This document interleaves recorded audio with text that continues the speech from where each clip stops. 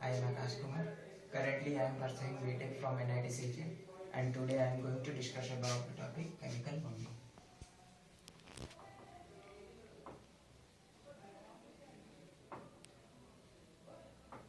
This is the part of chemistry, and we know there is three backbone of chemistry.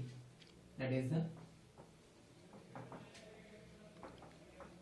periodic table, atomic structure, and our topic chemical bonding. तो हम लोगों ने periodic table में atom के बारे में पढ़ा, हाइड्रोजन, सोडियम, पोटेशियम, एंड यहाँ पे हम लोग केमिकल बॉन्डिंग में मॉलिक्यूल के बारे में पढ़ेगा। हमारा जो है मॉलिक्यूल H2, H2O, Cl2, हम लोग मॉलिक्यूल के बारे में पढ़ेगा। मॉलिक्यूल कैसे बनते हैं तो अब तुम लोग जानोगे कि मॉलिक्यूल मतलब होता क्या है। तो जब एटम्स कंबाइंस होते हैं तो मॉलिक्यूल बनते हैं, मॉलिक्यूल बनते हैं। The atoms are combined then create molecule.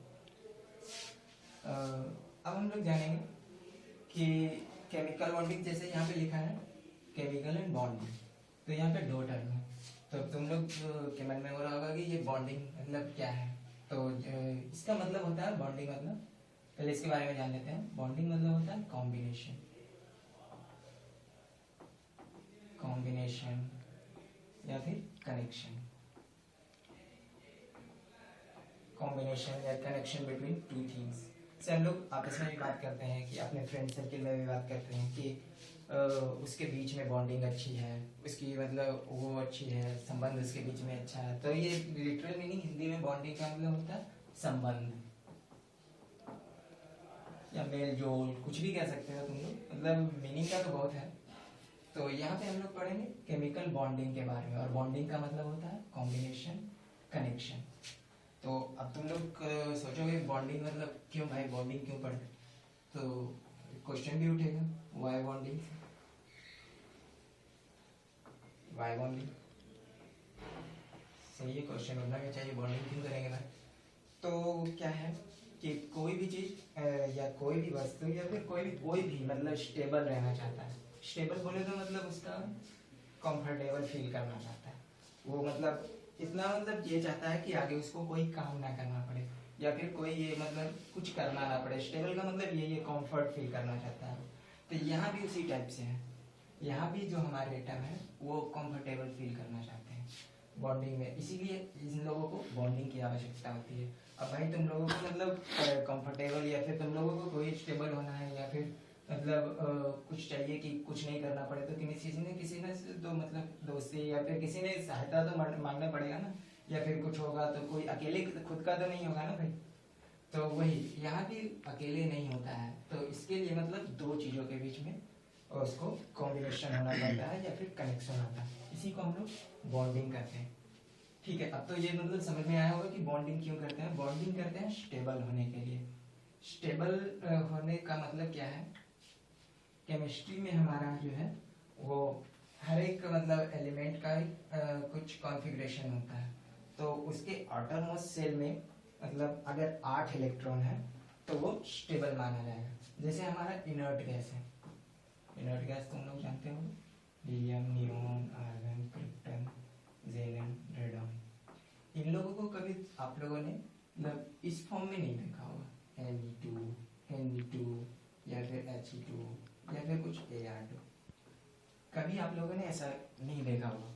क्यों नहीं देखा होगा ऐसा, क्योंकि ये इनर्ट गैस है और किसी से रिएक्शन नहीं करते हैं। रिएक्शन नहीं करते हैं मतलब इनके आउटर मोस्ट सेल में 8 इलेक्ट्रॉन है, 8 इलेक्ट्रॉन है मतलब हाईली स्टेबल है, मतलब स्टेबल है ये। अब आगे किसी से मतलब इनको कुछ जरूरत नहीं है, किसी से ये मतलब रिएक्शन नहीं करेगा और कुछ नहीं करेगा। तो मतलब atoms having 8 electrons in outermost shell are stable. मतलब जिसके लास्ट सेल में लास्ट ऑर्बिट में जो उसके अगर 8 इलेक्ट्रॉन है तो वो स्टेबल माना जाएगा। अब इसीलिए बॉन्डिंग की जरूरत होती है।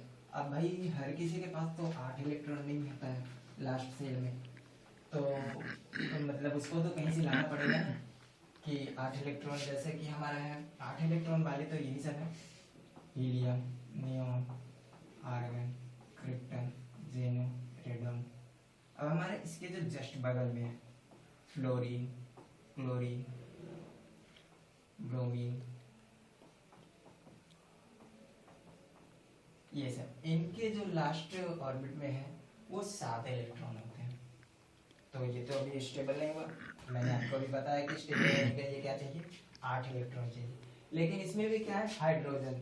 हाइड्रोजन तुम जानते होगे, नाम तो सुना ही होगा हाइड्रोजन। तो इसको क्या है कि इसकी मतलब कैपेसिटी है 2 इलेक्ट्रॉन रखने की।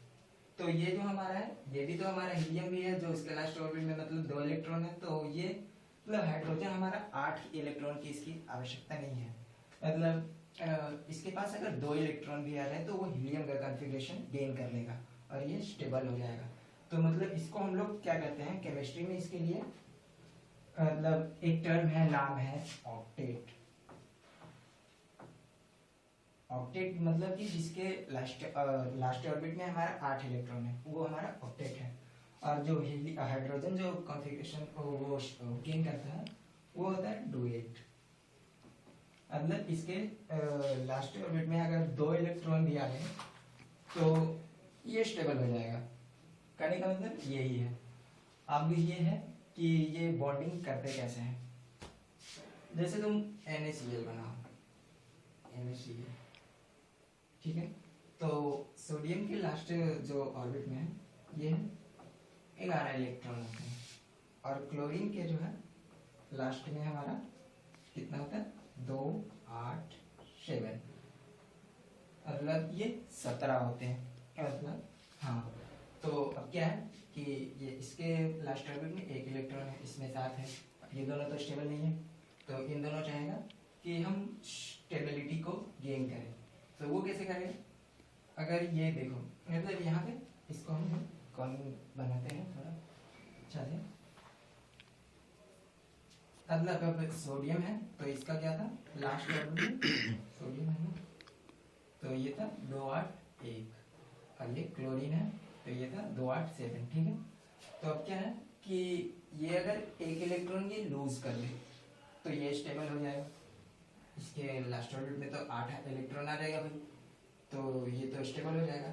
और जब ये 1 इलेक्ट्रॉन गेन कर लेता है तो फिर इसमें भी 8 हो जाएगा, तो ये भी स्टेबल हो जाएगा। तो ये कैसे होगा, मतलब ये Na जो है ये अपना 1 इलेक्ट्रॉन लूज करेगा तो Na प्लस बना देगा, और क्लोरीन जो है 1 गेन करेगा तो ये Cl माइनस बना देगा। मतलब क्या है कि ये जो 1 इलेक्ट्रॉन लिया तो इसमें मतलब इलेक्ट्रॉन अगर कहीं से गया है तो इलेक्ट्रॉन पे तुम लोग जानते होंगे कि नेगेटिव चार्ज होता है। तो वो गया तो एक वैकेंट शीट तो होगा ना भाई, तो वो यहाँ पे इसलिए पॉजिटिव होता है। और जब एक इलेक्ट्रॉन में हमारा ये है नेगेटिव चार्ज है तो ये वो क्लोरीन के पास आया तो यहाँ पे इलेक्ट्रॉन की मतलब ज़्यादा हो गया इलेक्ट्रॉन ना यहाँ, तो इसलिए यहाँ पे ये नेगेटिव चार्ज है। तो इस तरह से मतलब हम लोग एक बॉन्ड बनाते हैं। तो ये बॉन्ड कैसे बनता है, अब जब ये 1 इलेक्ट्रॉन दिया और ये 1 इलेक्ट्रॉन दिया, तो इस तरह के बॉन्ड को हम लोग कहते हैं कोवैलेंट बॉन्ड। और ये बॉन्ड बनता कैसे है, ट्रांसफर ऑफ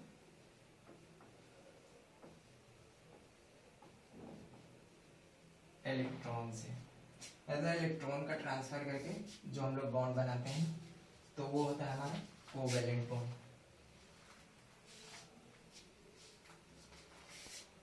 अब दूसरी तरह के भी बॉन्ड होते हैं, तो जैसे वो तो कोवैलेंट बॉन्ड हो गया। अब हमारा देखो मतलब इसी तरीके से अगर तुम इसका और एग्जांपल लेना चाहोगे तो ये CaCl2 लो, तुम जानते हो इसके आउटर मोस्ट में 2 इलेक्ट्रॉन होते हैं तो ये Ca2 प्लस बनाएगा।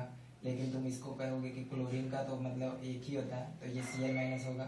तब ठीक है भाई, ये Cl- है तो यहाँ पे एक Cl2 हो जाता है, मतलब हमारा ये बनाएगा कैसे Cl-2।